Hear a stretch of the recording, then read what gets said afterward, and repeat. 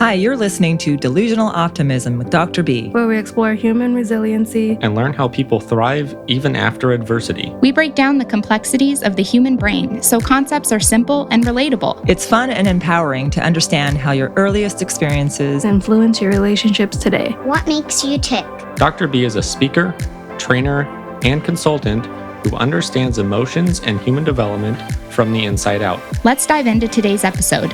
Here's Dr. B. In this episode, we're going to be talking about civil unrest is optimism.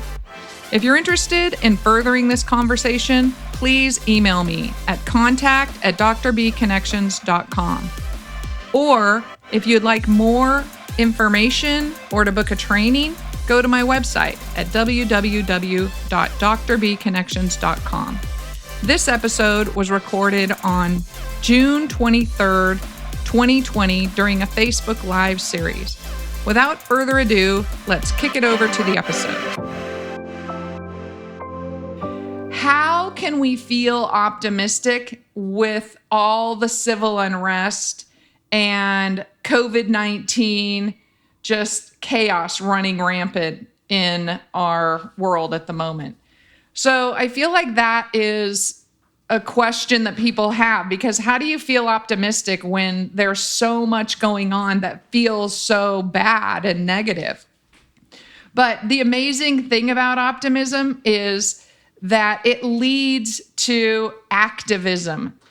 And so there wouldn't be any reason for people to protest police brutality against Black men and women if they didn't believe that positive change could come from it or positive change could happen. So really dig deep. You have to think about this optimism in the face of adversity is really what optimism is. So from a neuropsychological perspective, this is the best thing that could be happening right now. This is so good that we have protests happening right now in the face of a global pandemic. It tells us that people are activated and they're expressing their activism, which is a huge part of optimism. So why? Why does that make things better? Because activism is happening during a time of crisis. And so I know it sounds crazy and it almost sounds like counterproductive, but just go with me for a minute. I'm gonna walk you down a story or two this morning. So we can't deny that slavery and horrific treatment of Africans first, who are brought to America for labor and then bred in America to create a free workforce to build economic wealth for whites. All right. There's just no arguing that. That is what slavery is. All right. So I'm going to tell you a true story that I heard or I read, a couple of weeks ago. So this true story is about how Black women were put into prison cells with men to be raped. And the ones who became pregnant had their babies, and they raised their babies until they were 10 years old. So if you happen to have a child and you remember them at 10 years old, let your mind go to that space. My 10-year-old child, my 10-year-old sweet baby. And then they stole those babies. They took those 10-year-olds and they sold them as slaves, mostly to the guards in the prisons. Okay. I'm just going to take a moment because that story just haunts my soul. And it's not even my story. It didn't even happen to me or to my relatives. All right? It's just a horrible, horrible story, and it's true.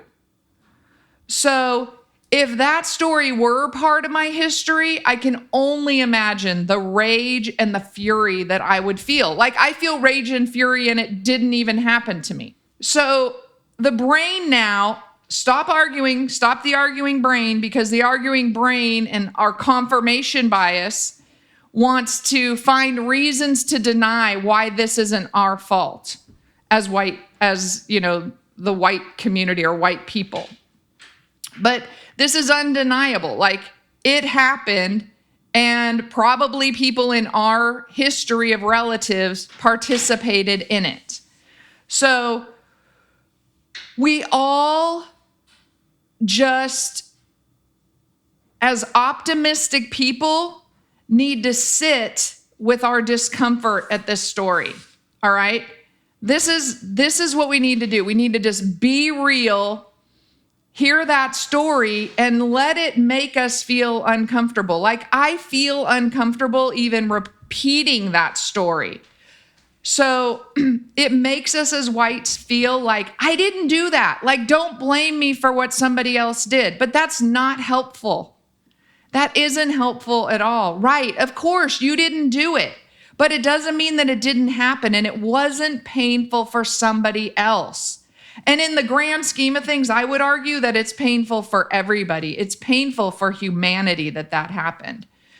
So someone in our history did do that. Like, this was somebody's plan, and they carried out this plan and did this horrific thing. And many other horrific things. We're starting to really reveal many stories that as a white person in my 50s, half a century old, there are stories that I had no idea of. So my job now is to learn the history, the Black history, and the history of whites from a real accurate perspective, not this, sugar-coated, we're all so wonderful, found America and lived happily ever after. That's not our story.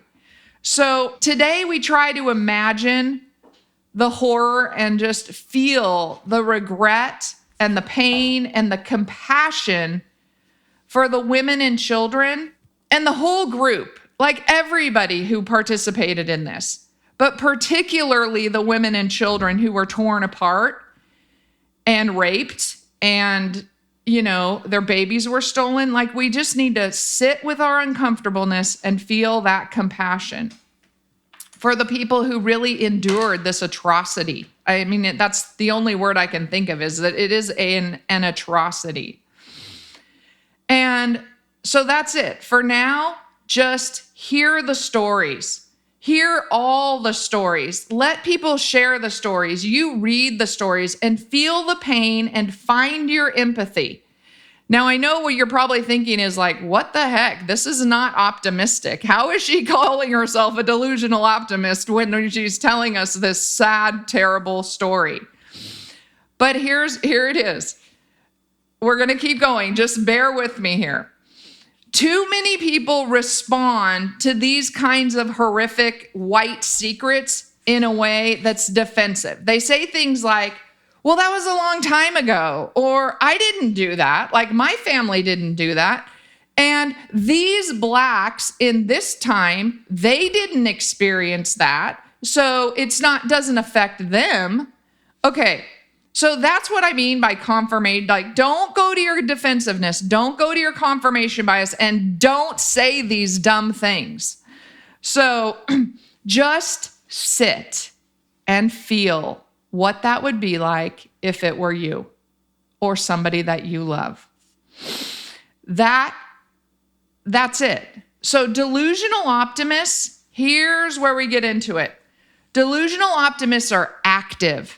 They're thinkers, they're feelers, and they're doers. And they come in all colors and they come in all ethnicities. So there isn't this good, bad, these people, those people, us, them.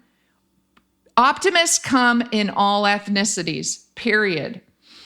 And as we know from past podcast episodes or Facebook Lives, we know that trauma is carried genetically through our genes.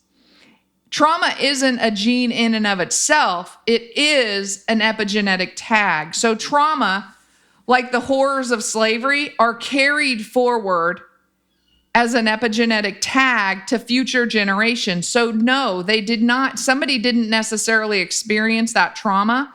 But if you have a person in the past who did experience a trauma, there is a very strong likelihood that they pass that epigenetic tag on to you, and you have some of their trauma carried in your body.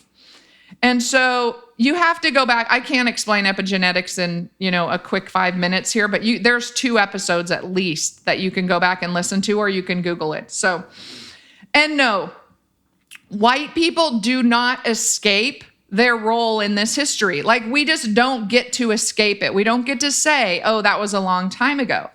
Because white people also carry their epigenetic tags forward. So we have to understand our role in this history in order to move forward. So of course, not all white people are good or bad. Not all black people are good or bad. Not all people of any ethnicity or color or shade of skin are good or bad. It's just, that's not the thing about who humans are. However, there is injustice and inequity and a huge power differential that has to be really reckoned with. And the time is now. Like, we're reckoning with that right now in our history.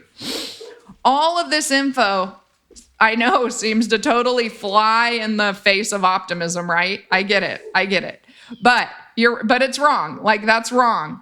The protesters, the peaceful protests that are going on, the activation of people of all races are in the streets. During a pandemic, a global pandemic, demanding change. Okay, does it get more optimistic than that? Like, I can really feel and see the anger, but it's also an excitement that something can be, and the expectation is that the world will be different. We're done. This is it. We're not going to continue to perpetuate that epigenetic trauma. It's time to make things different. So change to systems, and the demand is that we want to change systems that have been in place for centuries. We want to change the justice system, the judicial system, the education system, how we do policing, how laws are carried out. I mean, these are massive, massive systemic changes, and people are in the streets during a global pandemic saying, no more. It's time. That is optimism, people. That is what optimism is, exactly. So, no more.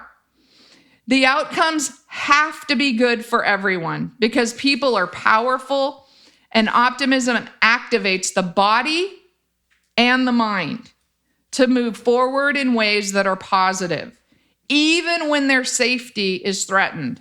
So think about it. We have thousands of people protesting for days and days and days. It's the longest protest ever in my lifetime, continuously. Now, people are mostly practicing safe, peaceful protests. They're wearing masks. They're doing as much social distancing as possible. They are not, okay, again, don't let the confirmation bias or the defensiveness jump into the brain, because that's fear. Yes, did a police station get burned down? It did. Do we know who did it? Was it all the peaceful protesters? No, it wasn't. So we have to look at the grand scheme of things and the big picture of what's happening.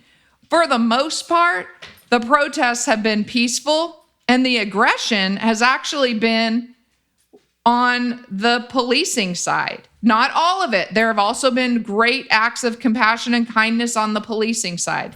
However, we have to look at the big, big picture. And this is really optimistic and positive that people are out and willing to fight for change, fight for justice and equality at a time when it's super dangerous. It says, I'm not beat. I'm not so undone about what's going on in the world that I don't still believe that good things can happen and change. Fear is the lowest response that the brain has. Like fear, it's a reaction. It requires absolutely not one moment of thinking.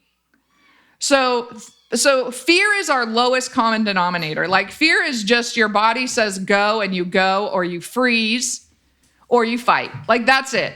The lowest brain activation you can possibly have is in the state of fear. So, but let's talk about the peaceful protests for a minute. Peaceful protests are neurologically taking place in the prefrontal cortex, all right? So we always talk about the brain here, and the brain is in service of survival. So when we're in service of survival, if we're scared, we activate by doing fight, flight, freeze. But if we're in our prefrontal cortex, which peaceful protesters are, they're operating from their executive functions, the part of the brain that is responsible for reasoning, problem solving, planning, the thinking part of our brain. The thinkers of us who are optimists are saying, this is not okay anymore. We're done. Things have to be different. This is the part of the brain that invites us. It invites us to put on our rose-colored glasses and imagine the future that we want. That's optimism. This is at the soul. This is at the soul of what optimism is. So let's go. Let's do it. I invite all my white brothers and sisters to learn Black history. I signed up for an app that sends me a little mini video every single day of a person in history who's Black, who did something, that I probably have no idea about. And now I'm just thinking, wow, it's so amazing how much we don't know about our history. And that hasn't been reported. I'm kind of mad at my education that it's so, sugary sweet. I'm kind of mad about that. And I kind of feel naive that I have bought into that I bought into it for as long as I did. I'm not saying that I have already bought into that for the last decade or so, but I haven't been pushed hard enough to really dig deeper like I am being pushed now. And I'm pushing myself as well. So learn Black history, learn all history, learn history in the context of what history is. That history is the reporting of things that happened in the past. We need to tell the whole story. So we owe this to humanity. It's painful, but it allows us to move forward as one human society, not divided and not valued by our ethnicity or our skin tone. So that's kind of what I woke up to this morning, was like, how in the world does a delusional optimist really, how do we explain that in a time when we are at a peak of civil unrest and a global pandemic? And so that was what I was really pushed to think about today and write about today, and really capture what that looks like and feels like in the brain. So when I woke up this morning, I had a whole different topic in mind, but then I got stuck on this, and this happens to me some of the time, where I just need to make sense out of something in the world for myself. And one of the things is, it seems so almost wrong to be optimistic about all of these negative things that are happening in society right now. And at the same time, I feel such deep excitement that things really, really are going to change, and that I get to be part of that history and be part of the right side of history. And at the same time of doing that, remember, optimism is activation. It makes us do things that maybe we wouldn't do if we felt more pessimistic, where we would just be flat and deflated and not able to do something and move forward. So that's something too that we really need to teach our children, is like how their activism and how their actions are optimism, and how they can predict their expectations, and that's also optimistic. So when you think about it and thinking about how this translates down into children and what they're thinking, allowing them to participate in conversations that take on the full scope, but also allow them the opportunity to activate something in order to do something to move forward for the better. It can be something very small because they're littles, or it can be something, bigger. It just depends on where you are and who your family is and in the whole big picture.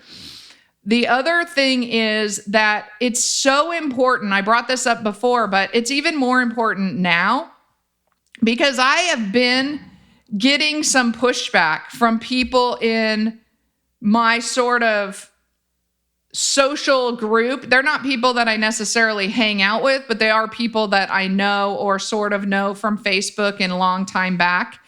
And I can feel the tension around the whole, my position on Black Lives Matter or my position on racism and equality versus the whole, what? Well, at least we live in America. Stuff like that. And so what I want to say to that is that it's so important to just have the conversations. People like to throw out one-liners like, make America great again. Okay, well, what the hell does that mean? Make America great again. Sure, on its face value, when it's unattached to anything that we know that it gets attached to, the MAGA people, that's a great, that sounds like a great thing. But wait a second, when was America great? When we had slaves? Okay, that wasn't my America that's great. When is America great right now? We have children in cages on the border. Like, okay, let's make America great and just drop the again. Let's just be MAG. Because we have the opportunity to make great changes for the good of all people and not just the good of a particular group. Nobody's going to lose anything by bringing more people in. We only gain when we add people to the community and when we learn about things that are different because it opens up our mind and our brain to actually experience the world in a whole new way. So I will never think, this is what came to me. For those of you who know, and I'm going to wrap up here pretty quick. For those of you who know me, I was in Kenya in July of last year. And I met someone in Kenya, a friend of mine, who I now consider a very dear friend of mine, who is African.